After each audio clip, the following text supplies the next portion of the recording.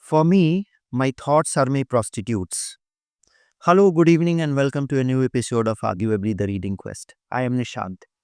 So, in this video, I'm going to introduce you to one of the grandfathers of French Enlightenment. I hope all of you know the first two names that immediately come to our mind are Voltaire and Rousseau. The third one is an obscure one, albeit equally great. And the third one is Denis Diderot. And the book I'm going to talk about is The Memoirs of a Nun. Denis Diderot, The Memoirs of a Nun. Diderot's greatness can hardly be overestimated. But alas, it was the accident of birth, the only uh, flaw in Diderot's fate was that he was born at the time of Voltaire and Rousseau, and he was overshadowed by both of them. But he was the third equally great grandfather of French Enlightenment, very lesser talked about. ठीक उसी तरीके से जैसे अब्राहिम अशकजॉक की गलती ये थी कि वो मिर्जा गालिब के ज़माने में पैदा हो गए थे. But Zop was equally great. But accident of birth cannot be controlled. So I thought of, introducing you to a novel of 18th century, last decade of 18th century, 1790s or so, after the French Revolution. Or around French Revolution, I'll say. So to start with, as usual, let me give you a glimpse of what you can expect from Denis Diderot. So for me, my thoughts are my prostitutes, says Denis Diderot. You see, the Enlightenment is so palpable and visible. The Enlightenment philosophy. Men will never be free until the last king is strangled with the entrails of the last priest. All things must be examined, debated, investigated, without exception and without regard for anyone's feelings. He was very anti-sentimentalist. The philosopher has never killed any priests, whereas the priest has killed a great many philosophers. This quote is you know, ironically scathing. I cannot tell you how much I like this quote. Please listen to it once again. The philosopher has never killed any priest, whereas the priest has killed a great many philosophers. If you see the history of, Europe, so that was the case. Many a good intellectual was buried, was lynched, was mauled to death by the theologians, by the priest, by the kingly class, by the church. Whether God exists or does not exist, he has come to rank amongst the most sublime and useless truths. The most dangerous madmen are those created by religion, and people whose aim is to disrupt society always know how to make good use of them on occasion. Monsignor, you are asking me whether I promise God chastity, poverty, and obedience? I heard what you said, and my answer is no. I picture the vast realm of the sciences as an immense landscape scattered with the patches of dark and light. The goal toward which we must work is either to extend the boundaries of the patches of light or to increase their numbers. One of these tasks falls to the creative genius, the other requires a sort of sagacity combined with perfectionism, says Denis Diderot. First of all, before I delve into the novel, let me tell you I have bought Everyman's Classic. So this is a beautiful hardcover edition, you can see here, and printed with an embossed printing on an acid-free paper.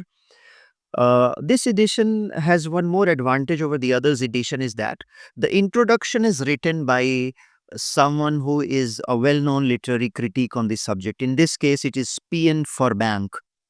So you can start with the introduction and then go into the bibliography, and then you can see the chronology here written. Both the sides, the chronologies are written. So chronologies belonging to the life of Denis Diderot. So of course I'll be reading, verbatim from the introduction part. But before that, just to delve a little deeper into who Denis Diderot was. So his work on Encyclopédie from the year 1751 to 1772 is considered as a supreme accomplishment of French philosopher and writer Denis Diderot, is one of the supreme accomplishment of enlightenment. It epitomizes the spirit and thought of enlightenment. He also wrote novels, plays, critical essays, brilliant letters to a wide circle of friends and colleagues.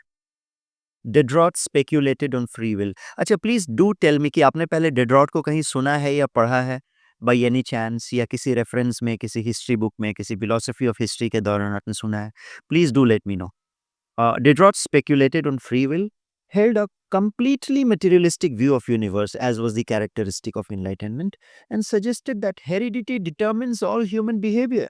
He therefore warned his fellow against an overemphasis on mathematics and against the blind optimism that sees in the growth of physical knowledge an automatic social and human progress. He rejected the idea of progress. His opinion doomed the aim of progressing through technology to fail. He founded on experiment and the study of probabilities. He wrote several articles and supplements concerning gambling, mortality rates, and inoculation against smallpox. He discreetly but firmly refuted technological errors and personal positions of D'Alembert on probability. Now come to the novel, Memoirs of a Nun. So this is a scathing indictment of the church, that how dark the inner belly of the church was. The church that was seemingly, propounding the values and the idols of Christ have always failed Christ. And that is why Tolstoy and all those people who were, you know, very much attached to the Christian ideals propagated by and apotheosized by Jesus Christ were vehemently against the church. Diderot also was. He was against the church, even though he was somehow moderate in his views towards Jesus Christ, but he was definitely against church. So the novel consists of a series of letters purporting to be from a nun, or nun ka naam tha Suzanne. Suzanne, who implores one of his guardian, in this case, the guardian name is Marquise, to help her renounce her vows, and describes her intolerable life in the convent to which she had been committed against her will. Yes, she was forced by her parents, in this case, an adoptive parent. वो पता चला कि वो बाद में adoptive लड़की है, adopted girl है, बाद में नॉवल के बीच में कहीं रिवील हो रहा है, ठीक है, committed against her will. So, based on the 18th century, Suzanne Simonin is an intelligent and sensitive 16-year-old French girl who is forced against her will into a Catholic convent by her parents. Suzanne's parent initially inform her that she is being sent to the convent for financial reasons, right? Stating it is cheaper for her to become a nun than paying a dowry in marriage.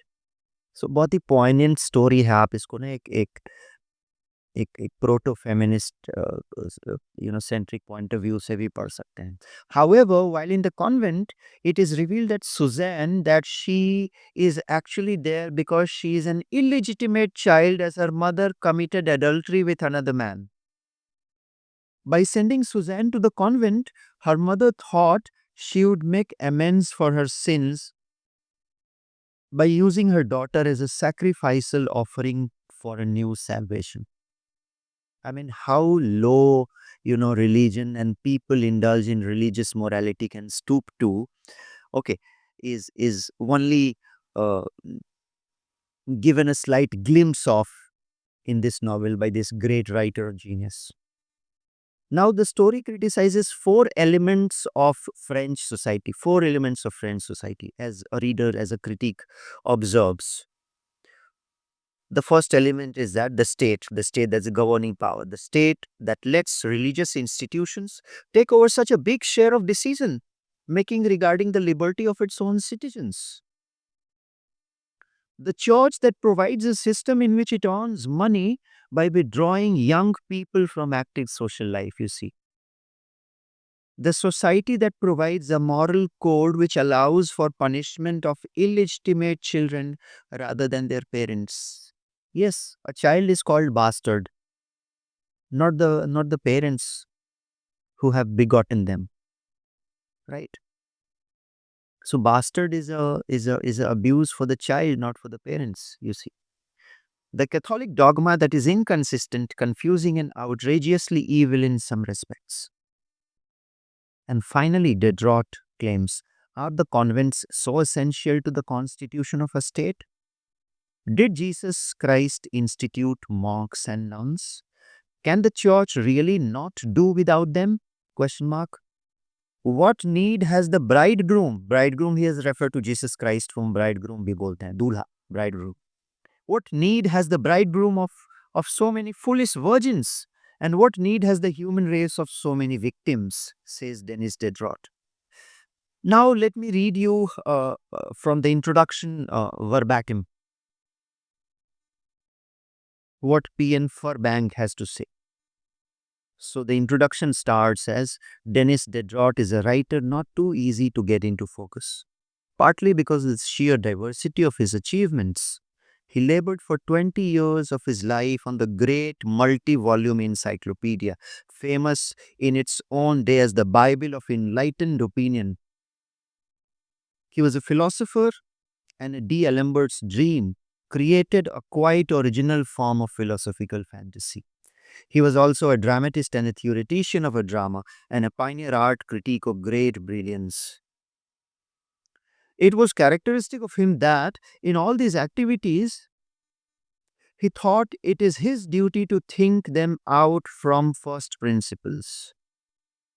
And it was also so again when, at the age of 45, he embarked on his first novel, and this is his first novel, The Memoirs of a Nun.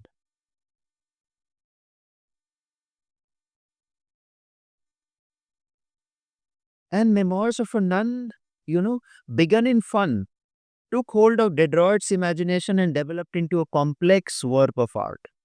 So I am omitting a large chunk of writing from between. I'm reading in bits and pieces. There 10 pages introduction, which goes beyond the scope of this video.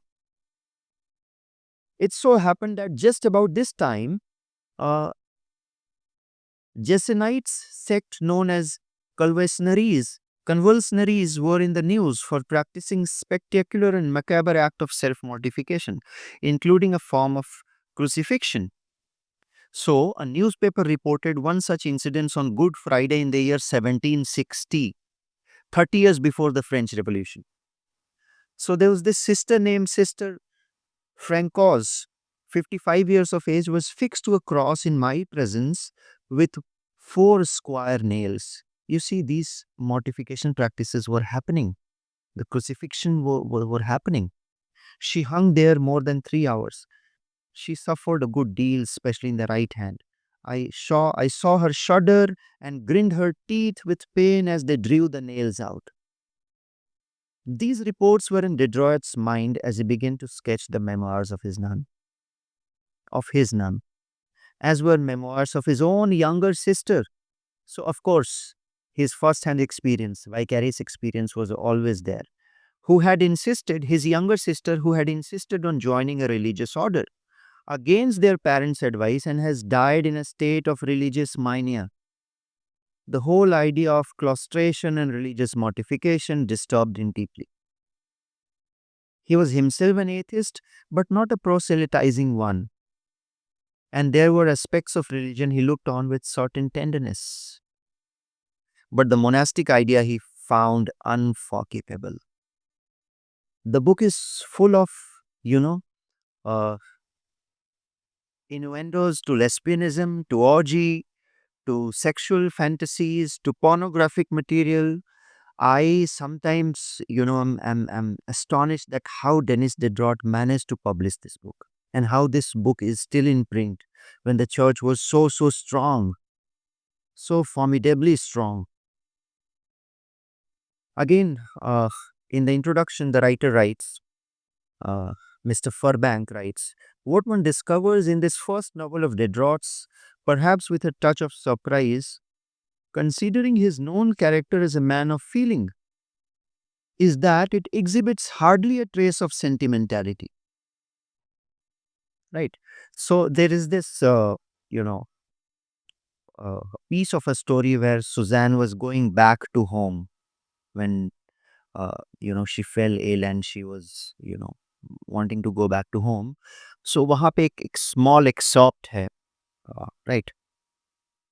So she was returning home with her implacable mother. They face each other in silence in the horse in the carriage. And then Suzanne says, I do not know what came over me. अब ये Suzanne बता रही है कि I do not know what came over me. But I suddenly threw myself at her feet. हर यहाँ पे अपनी माँ के feet पर. And bent my head upon her knees. I did not speak, only sobbed and choked. She rebuffed me unfeelingly. I did not get up. Blood came to my nose. I seized one of her hands despite her efforts.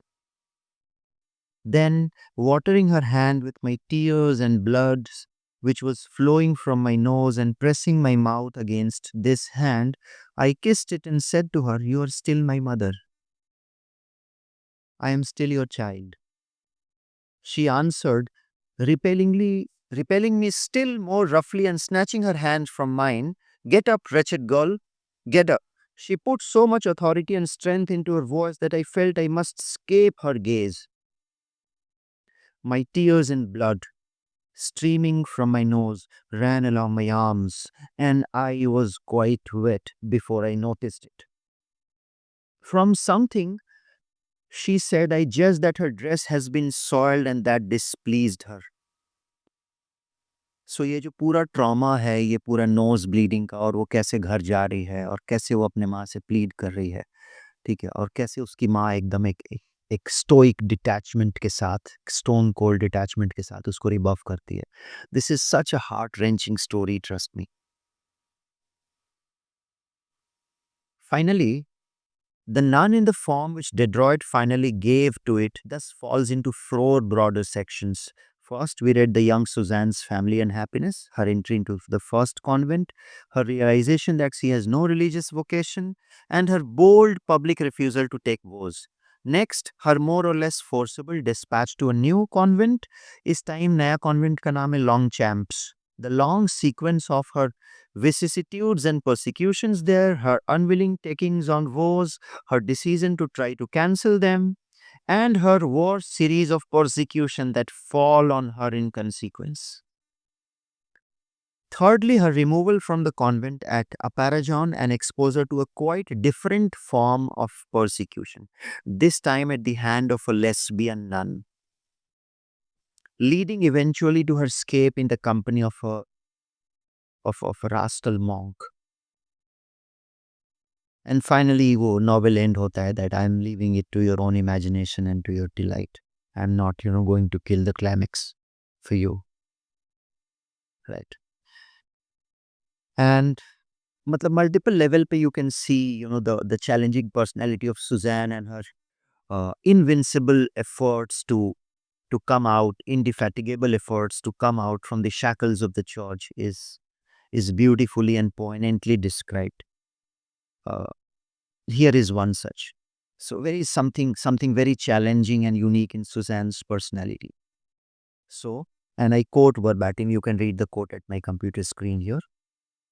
The more I think over it, the surer I am that what happened to me never happened before and will never, very likely never happen again. Once, and pray to God it was for the first and the last time, it pleased Providence, whose ways are unknown to us, to collect on one unfortunate head the whole mass of cruelties, divided according to his inscrutable decrees among the finite multitude of unfortunate girls who had preceded her in the cloister and who are in turn to succeed her. Further, the Suzanne who was stoical and laconic to her clerical inquisitor now unlooses her tongue and makes unashamed and imperious appeal. Gathering strength from the story of her own defeat, she has just learned that her legal suit has failed. She delivers a searing and, magnificent tirade against the whole convent system, one in which her voice mingles with Dedroit's own. So please mind it was Suzanne नहीं वो Dedroit ही लिख रहा था, right? So, you know, again a very beautiful shearing indictment on church. What need has the bridegroom of so many foolish virgins? or the human race of so many victims? Will men never feel the necessity for narrowing the mouth of these gulfs into which future generation will sink to perdition? Are all the regulations, prayers one repeat, there worth one obol given in pity to the poor? Does God, who made man a social animal, approve of his barring himself from the world? Says Denis Diderot in this novel, The Memoirs of a Nun. Now I recall a very brilliant quote by Bertrand Russell. Bertrand Russell says that, I do not find any God in this world full of contradictions. Only a humorous Mephistopheles could have created it, and that too at the height of an exceptional deviltry. So I hope you have enjoyed the video. Please do let me know, when are you planning to read this book? Please do reply. I'll try to reply all of you in individual comments. If you have still not liked, shared, and subscribed my channel, arguably the Reading Quest, please do that. Happy reading, guys.